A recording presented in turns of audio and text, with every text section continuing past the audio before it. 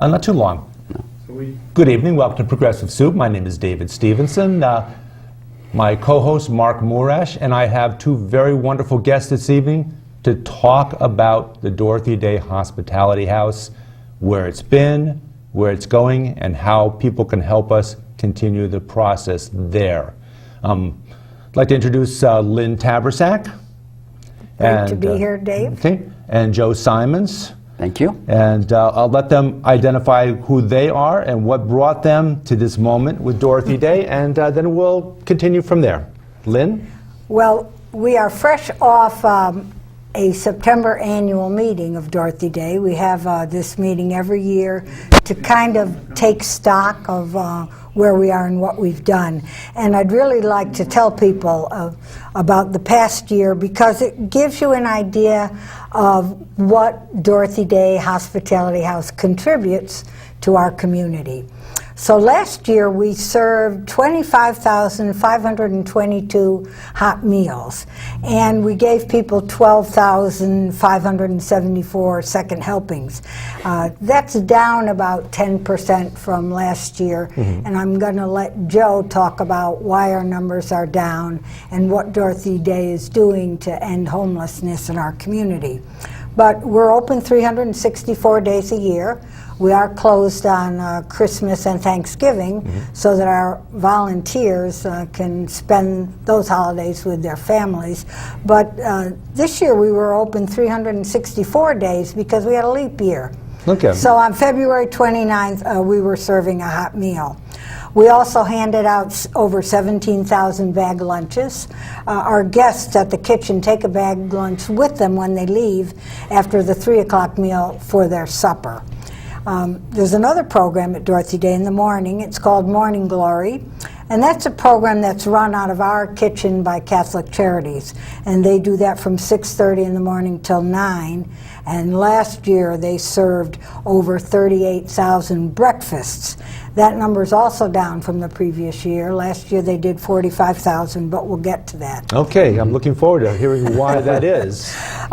Behind the kitchen is our 16-bed shelter. And that has 16 beds. And last year, it provided 4,565 bed nights for 220 homeless men and 72 homeless women. Now, Dorothy Day also operates the overflow shelter. That's at the First Congregational Church, and it's seasonal. It's open from about the middle of November to the middle of April. And last year, it provided 2,472 bed nights for 59 homeless men and 13 homeless women. And when you add these kind of numbers together, that's absolutely amazing. What it means is that there were 7,037 full emergency shelter beds in 1 year. And it shows that we're really providing a critical need in this community at no cost to the city of Danbury, using only volunteers. And I'm one of them. Joe is another. But in addition to the shelter and the soup kitchen and the Morning Glory breakfast, we run an evening program at St. James AME Church on William Street. Yes. And that program is seasonal. It's open from November 1st till March 31st. It's open from 6 p.m. in the afternoon till 8:30 at night. And it's there to provide homeless individuals with a safe, warm place to go until the shelters open at 9. Last year, this warming center had 4,500 visitors, and they had a place to be warm and dry. Now, even though the Good Samaritan Center on Maple Avenue is open during daytime hours, and the city shelter provides some services during the day, there is no other program that is open in the evenings. So I think when people hear about the programs we provide and the number of people who are served, and they learn that there are efforts afoot to close Dorothy Day, they really have to stand up and say, oh, no, you don't. We have to ask ourselves, who could provide these kinds of services? Who could help these residents who have not enough to eat and no place to stay? And who could do it for free?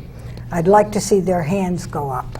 It's a comfort to know that that we don't hear a lot, although I'm sure it happens, we don't hear a lot about people freezing to death on the streets of Danbury, and I think that speaks well of the citizens of Danbury, and most of all to the volunteers that provide the food, and the volunteers that provide the hours in preparing food, and one person sitting overnight just to keep an eye and make sure everyone is safe in the shelter. But Joe, tell us about yourself.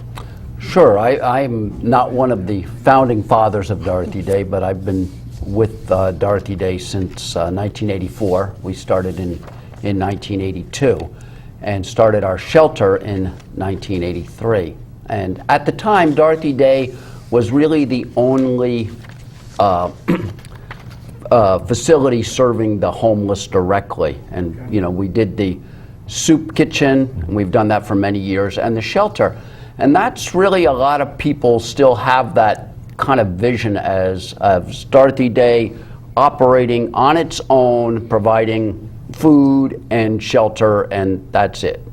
Since then, the environment has really changed a lot in Danbury and in a lot of other places in Connecticut. Well, what's happening is that a lot of agencies are working together to end homelessness instead of by themselves. And we are very much integrated into that effort at Dorothy Day.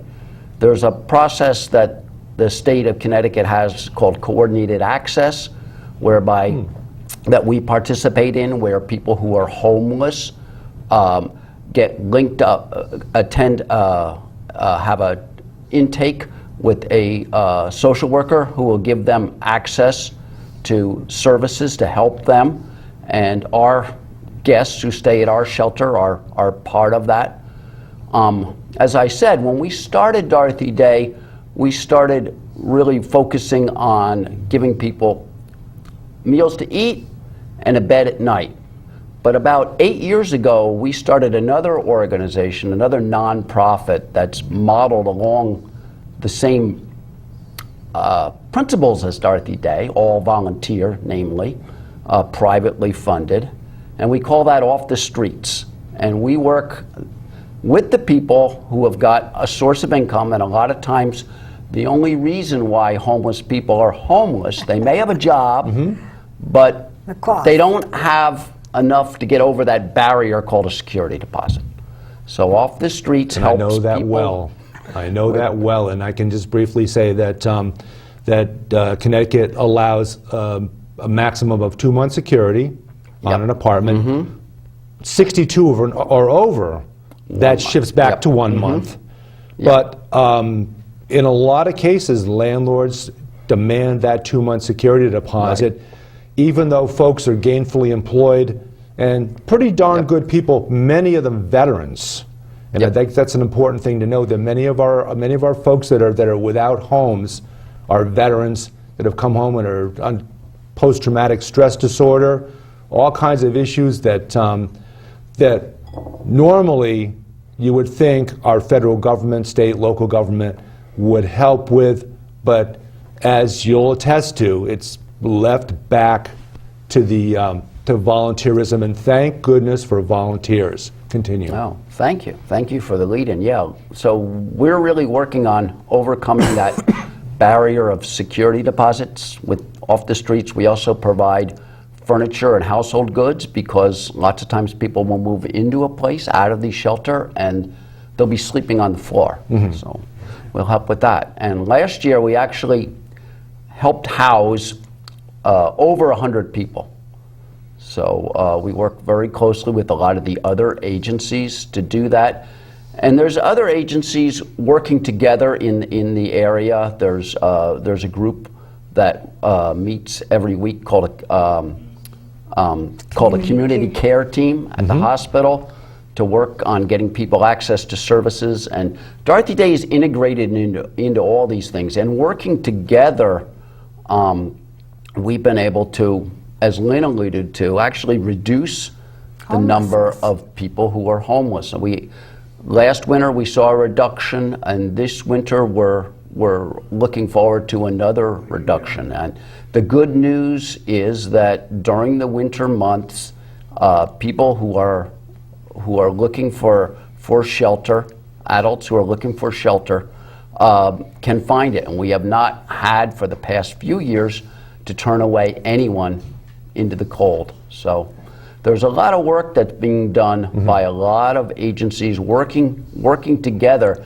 and we're really starting to see results. And this extends all the way down from the state and other organizations. And as you mentioned, there's a particular emphasis on helping veterans. And the good news is that there are a lot of resources out there for veterans. When I talk to somebody, that's the first question I ask them is, are you a vet? Because if there are, the good news is that a lot of doors will open for them.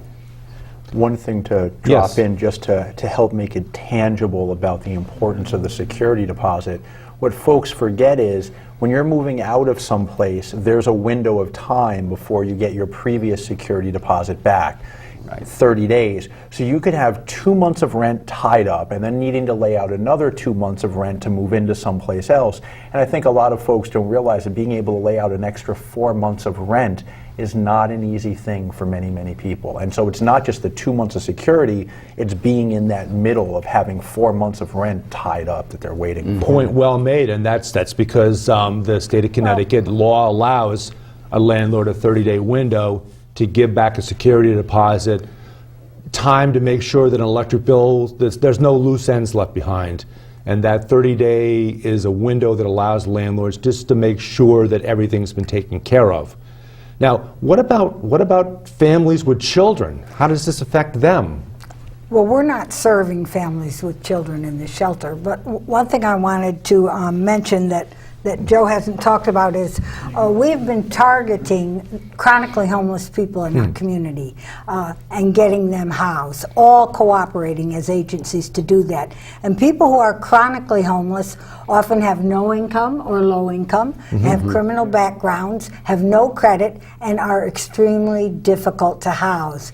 We did a vulnerability index, and people who were the most vulnerable, the most likely to die on our streets if they weren't housed, have been housed to a large extent. Yes. And hooray for that. Excellent. Yeah, and that's done in locally. All the major cities in Connecticut are going through this exercise, and we're really starting with the ones who are most vulnerable.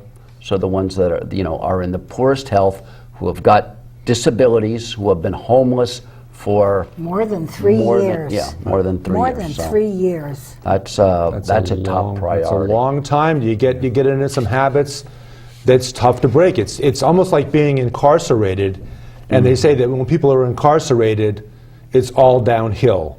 Yeah. Likewise, I'm sure when you're homeless, it's a different kind of prison in a sense. Yeah. But this cooperative effort that is between the Dorothy Day Hospitality House and Soup Kitchen, go on, add a little bit more about this combined effort, who's involved, and how it's coordinated. Well, there's different elements of it. Lynn talked about the work that's being done to prioritize those who are most vulnerable, who are chronically homeless.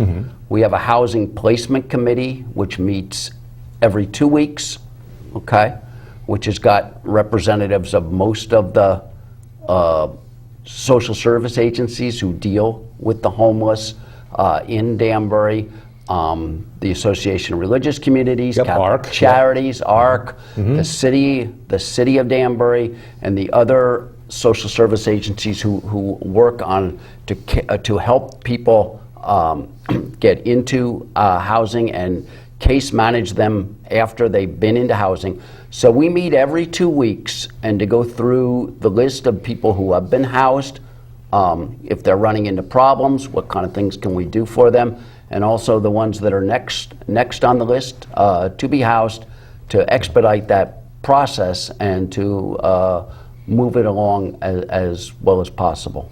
Quick shout out to friend Emily Grillo over Yes. at ARC. Quick shout out. Hi, Emily. Yep. But again, continue. Yeah, Emily has done a lot of work with a program called Rapid Rehousing, which she runs, which provides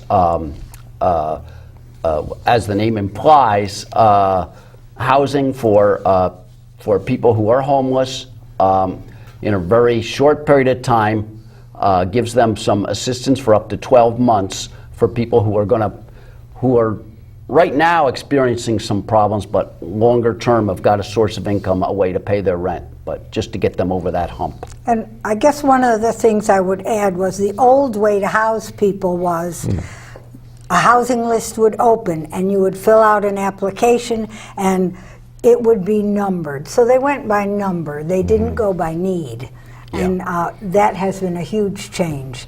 But I think what I'd like to get back to is the fact that we do have a problem with homelessness. If you look at the numbers, 220 homeless men were served at Dorothy Day, 72 homeless women, 16 beds. What kind of picture does that paint? So I think that people need to be upset that the city would go and issue a cease and desist order to close the shelter. And maybe Joe would want to talk about where we are in our legal battle with the city to continue to provide shelter service for people. With or without bringing politics into it, I'll leave that up to you. But yeah, more about the this issue about this cease and desist order, the permit to actually keep a very effective soup kitchen and very effective homeless shelter open so that people don't die. Sure. Yeah, let me talk about the legal issue here because it is a legal discussion. How this came about. And it's about the shelter. Yes, thank you. We have to clear that up. Yeah. Not about the kitchen. Yeah, Okay. it sometimes gets reported that it has to do with the kitchen as well, but as Lynn has pointed out, this really only has to do with the shelter. Separate entities, but those that work in close proximity with one another and augment one another, because obviously having a place There's a lot to of sleep synergy. doesn't help. Doesn't help Yes, if you don't have food. If you don't have food in your stomach. That's right. Continue.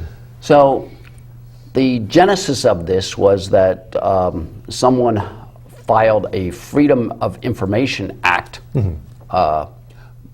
investigation to see if our operations at Dorothy Day were, we had all the proper documentation and permits. Okay.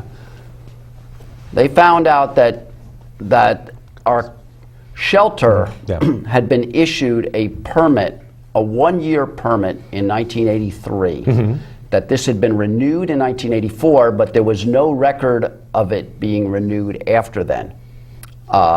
And 34 years later. Yes, it took 34 years to discover that. So what the city said was that you are operating without a permit, so what you need to do is to apply for one as if you were starting up a new shelter. Now it so happens that although we were given a one-year permit originally, from a period of time from approximately 1989 to 2014, there was no permit was required in order to establish a homeless shelter, and 3 shelters started. In 2014, the zoning regulations were substantially changed so that it is very difficult to start a new homeless shelter, that if your shelter is deemed a nuisance, whatever, and that can be interpreted. That sounds pretty oblique. Yep. That you would be denied. So they asked us to go through this process of applying for a permit as if we were starting up. A new one. Yes, and they said you must either shut down, that's the cease or desist, or apply for a permit. We chose to appeal for that order. We lost the appeal. It was referred to the Zoning Board of Appeals, and we are appealing to the Superior Court. So that's where it is now. In the meantime, we remain open for business while this happens. And winter's coming? Yep. Was the zoning law changed before they determined that there wasn't a permit? Yes. Yes, it was. It was not changed after. So first the change, and then the Good revelation. question. Yes. And was there a specific reason that they changed the zoning after all of these years of not requiring a permit? I don't know. We didn't really follow that process very carefully, so. Yeah, I mean, We who didn't would've- think who would've- that we would have any issues since we've been. Who would've thunk We it? had been running over, operating over 30 years, so. Yeah. Very highly respected Yeah. operation that benefited Yep. so many people in operation for 3+ decades. And who would do it and take it over for free? Yeah. You know, these are services that are provided at no cost to the city of Danbury, and they are so critical to Danbury residents. At any point in this, has anyone from the city said, if not Dorothy Day, this is who? Or has their reaction simply been bureaucratic and let everyone who's homeless fall where they may? Well, I think that would have to be a question you'd ask to our city leaders. Yeah, I mean, I don't guess I think just we've did. reached. I guess don't you know. just did. Because that's my poking aspect of being here. Yeah. Yeah. But I'm hoping that if we do have some remaining time, we can talk about how people can help Dorothy Day provide the services that it does. That a is good the idea? essence, and I think that's really, in fact, the most important thing, not the history, but how do we go forward, how can people help, and what small measure can each of us give of ourselves, our time. Apparently, I've seen in the soup kitchen that there's a lot of donations. Yes, gonna we stop are really blessed with all kinds of donations. Strong on that. Plenty of food, But we do money need, donations, and incredible donations of time in the kitchen, where we do have a need for volunteers. Is overnight volunteers at our shelter. And I'll say, if I'm not 100% sharp today, it's because I spent the last 3 nights there. So we really could Done your use part and then some. men or women. We've gone co-ed when it comes to volunteers. Yeah. And it's something I've done for many years. I find it very rewarding to really be able to help people. And if you're interested, you can go to our website, and there's information on volunteering there. and that's DorothyDayDanbury.org. But there are other things that people can do. We do need overnight volunteers to stay in the shelter. Yeah. But winter's coming. We need new men's athletic white socks. We need knit winter hats. We need disposable razors. Hotel-sized toiletries. If you've been traveling around, you got little bars of soap and shampoo and conditioner, we'd love to have them. We need large or extra large hoodies with good elastic in the wrists and the waist, and large winter gloves. We like to get donations of sleeveless down vests, gently worn large and extra large winter jackets that are washable. And if you go to our website, you can click on our wish list and see that there are donations that we use a lot of: coffee, sugar, ramen noodles, hot cocoa, drink mixes. And we would welcome any school group to hold a food drive and collect these items and bring them into us. These are things we can use. And you can help create public support to keep Dorothy Day operating at 11 Spring Street. Talk to your city council person, talk to your mayor, and say, you know that Dorothy Day is providing extremely important services to people in Danbury who have needs. That would be a big help. Yeah, this whole legal controversy was preceded by some comments on the part of the neighbors who did not like our presence there. Since then, we've tried to reach out and work with them with not too much success, but we've made a number of changes. We've employed to become better neighbors. We've employed a security guard in the evening hours before our shelter opens. We've moved our program that Lynn oversees, where the kitchen opens as a warming center in the winter time. We've moved that, mentioned that, yeah. off of Spring Street.